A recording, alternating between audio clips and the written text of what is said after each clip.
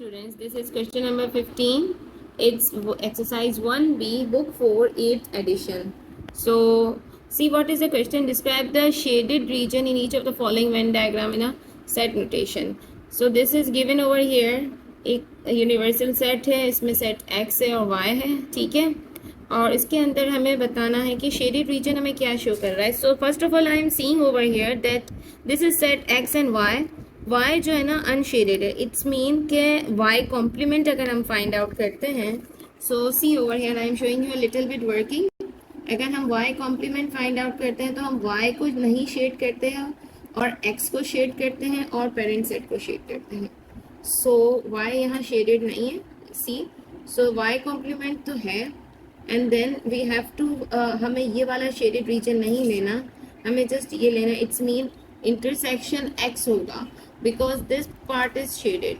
जब हम x लेंगे तो x करने के लिए हम यहाँ, और इंटरसेक्शन में हम हमेशा 2 टाइम्स टिक्स को ही जो है ना शेड करते हैं. तो answer of this part is x intersection y complement.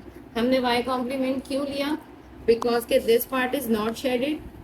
So it's mean कि जब हम होल सेट में से y कॉम्प्लीमेंट निकाल दे तो ये और ये पार्ट शेडेड होगा, ठीक है. अब these two are shaded but in question only this part is shaded. So हम यहाँ x और इंटरसेक्शन की साइन लगाएंगे बिकॉज हमें x को शेड करना है और पेरेंट सेट को या यूनिवर्सल सेट को शेड नहीं करना. So I have added the sign of intersection here. जब मैं इंटरसेक्शन लगाऊंगी तो इंटरसेक्शन में हम सिर्फ डबल टिक्स वाले को ही शेड करते हैं, और अगर यूनियन होता है तो एटलीस्ट 1 टिक जहाँ जहाँ है उन सब पार्ट्स को हम शेड करते हैं. Now part B is x, this is parent set और universal set x and y. यहाँ y शेडेड है लेकिन x शेडेड नहीं है और universal. It's mean this is x complement. This is x complement because के x को निकाल दिया गया है, x को शेड नहीं किया है, and y is shaded. So I can write down x complement intersection, और y ऑलरेडी शेडेड है. y शेडेड मीन्स के पहले x कॉम्प्लीमेंट मीन्स हमें ये शेड करना, y शेडेड है, इट्स मीन हमें ये भी शेड करना. इंटरसेक्शन की साइन जब हम लगा देंगे तो हम डबल टिक्स, मतलब 2 times, intersection means common, means ये 2 टाइम यूज हो रहा है, ये कॉमन है, तो हम intersection y, x complement intersection y. Now move to part C. What is this? इसकी बहुत सिंपल है, हमें पिक्चर से ही नजर आ रहा है. This is x union y. x union y है.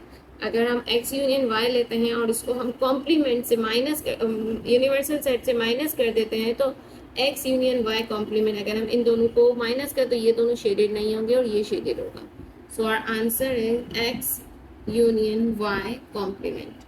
And see this in the same way, this is also here it is, this part is unshaded, ठीक है. ये वाला पार्ट जो है ना वो अनशेडेड है और ये सारा शेडेड है. इट्स मीन कि सबसे पहले हम देखेंगे this is x complement. x complement है बिकॉज के ये x कॉम्प्लीमेंट क्यों होगा? बिकॉज x को छोड़ के ये पूरा शेडेड है. We are doing step by step. So x को छोड़कर ये पूरा शेडेड है, ठीक है. This is shaded and this is also shaded. उसके बाद हम y कॉम्प्लीमेंट अगर लेते हैं तो y this shaded and this, और फिर हम इन दोनों का यूनियन ले लेते हैं ताकि सारे पार्ट्स जो जो टिक है ना उन सबको हम शेड कर लें. यूनियन में एटलीस्ट 1 टिक भी होता है तो हम उसको शेड करते हैं. So this is x complement union y complement. Now move to part E. What is shown over here? This is, हमें यहाँ नजर आ रहा है ये y कॉम्प्लीमेंट होगा सबसे पहले बिकॉज के see I am drawing over here. y complement क्यों होगा? y को छोड़ दो और बाकी पूरे को हम शेड कर सकते हैं, ठीक है. y को हमने शेड नहीं किया और बाकी पूरे को किया. इसके बाद हम इधर ऐड कर सकते हैं y कॉम्प्लीमेंट, हम लिख लेते हैं y कॉम्प्लीमेंट बिकॉज हम इसको शेड करें. इसके बाद हमें शेड करना है दिस पार्ट को भी, इस पार्ट को भी शेड करना है. ये पार्ट भी शेडेड है क्वेश्चन में, ये पार्ट भी शेडेड है, बट ये भी शेडेड है. तो हम यूनियन ले लेते हैं x का, x यूनियन ले लेते हैं ताकि हमारा ये पार्ट भी शेडेड हो जाए. Now move to part F. What is shown over here? I am drawing a little bit, working is showing you x and y. ठीक है, यहाँ सबसे पहले तो x कॉम्प्लीमेंट लिया है because x is not shaded, तो यहाँ शेडेड होगा और यहाँ शेडेड होगा, x complement means. And then उसके बाद y का यूनियन ले लिया ताकि ये पार्ट भी शेडेड हो जाए, so this would be x complement union y। We have done this part, now move to part G. अच्छा, पार्ट जी थोड़ा सा डिफरेंट बना हुआ है, you can see in the picture, this is x and this is y, और ये वाला side shaded है, so this side is shaded. It's mean के y के सारे एलिमेंट सेट x के अंदर मौजूद हैं।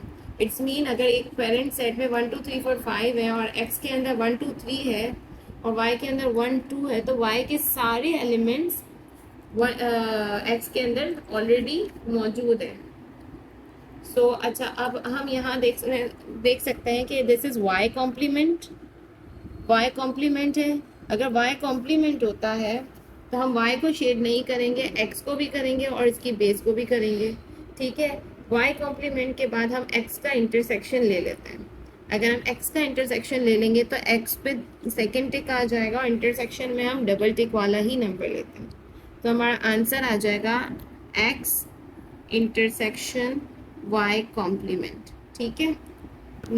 Okay, now so move to part H. Here x is not shaded, y and parent set or universal set is shaded. So x shaded नहीं है, it's mean x complement लेंगे, x complement लेंगे तो हमारा ये भी shaded होगा और ये भी shaded होगा, ठीक है। x complement नहीं, x complement लेंगे तो I think y के एलिमेंट इसके साथ शामिल है। To add y के element we have to use because y के एलिमेंट x के अंदर मौजूद है, so will not take this, x complement में हमारा सिर्फ यही शेड होगा, और to add this y हम y का यूनियन लेंगे, तो x complement union y, this would be our answer. Now move to part I. अब I में देख सकते हो पहले 2 सर्कल्स हुआ करते थे, now there are 3 circles, x, y and z, तीनों हैं। सो अगर हम यहाँ देखें, सो दिस इज वेरी सिंपल, यहाँ y एंड z के एलिमेंट्स शेडेड है, तो हम यहाँ लिख सकते हैं easily y union z, y union z। यहाँ 3 थे और ये वाला और ये वाले पूरे शेडेड थे, तो इसमें बाहर या अंदर या कोई और चीज़ नहीं थी, हमें कोई वर्किंग नहीं करनी थी, ओनली y एंड z के सारे एलिमेंट्स इंक्लूड करेंगे, तो हम y यूनियन z लिखेंगे। And the last part is part J. इसके अंदर भी जो है ना 3 सर्कल्स हैं, बट इसके अंदर थोड़ा सा डिफरेंट है। सो सबसे पहले हम देखते हैं कि हम किस तरह से इसको सॉल्व करेंगे। सबसे पहले हम I think y union z ले लेते हैं। जब हम y यूनियन z लेते हैं तो ये पूरा पार्ट आ जाता है। See I am showing you over here, this is x, this is y and z। अगर हम y यूनियन z लेते हैं तो हमारा ये वाला पार्ट भी जाएगा, ये भी शेडेड होगा, ये भी शेडेड होगा, ये भी और ये भी। y और z का जितना भी एलिमेंट है वो सारा शेडेड हो जाएगा। I am writing over here y union z, but this is not done because हमें जो है ना इन दोनों पार्ट्स को नहीं लेना है, ये वाले पार्ट को नहीं लेना है। इसको निकालने के लिए मैं जो है ना x का इंटरसेक्शन ले लेती हूँ। अगर मैं x का इंटरसेक्शन लूँगी तो सिर्फ वही पार्ट्स, x कॉम्प्लीमेंट का इंटरसेक्शन लूँगी तो सिर्फ वही पार्ट शेडेड होंगे जो रिपीट होंगे, बिकॉज इंटरसेक्शन में डबल टिक्स वाले ही नंबर्स इंक्लूडेड होते हैं। So see over here I am taking x complement means x को छोड़कर बाकी सारे पार्ट्स को मुझे शेड करना है। इट्स मीन दिस को and this part and this part. अब मैं यहाँ और यहाँ भी टिक था बिकॉज जब मैंने यूनियन लिया था y एंड z का तो ये दोनों पार्ट्स इंक्लूडेड थे, बट जब मैंने इनको रिमूव किया मेन सेट से, मैंने y यूनियन z के एलिमेंट्स को रिमूव किया तो हमारे पास ये x के एलिमेंट्स की वजह से, x कॉम्प्लीमेंट की वजह से इस पर सिंगल टिक रह गया और हम जो है ना इसको और इसको शेड करेंगे। हम सिर्फ डबल टिक वाले नंबर्स को जो है पार्ट्स को जो है ना शेड करेंगे। So I am shading double tick parts.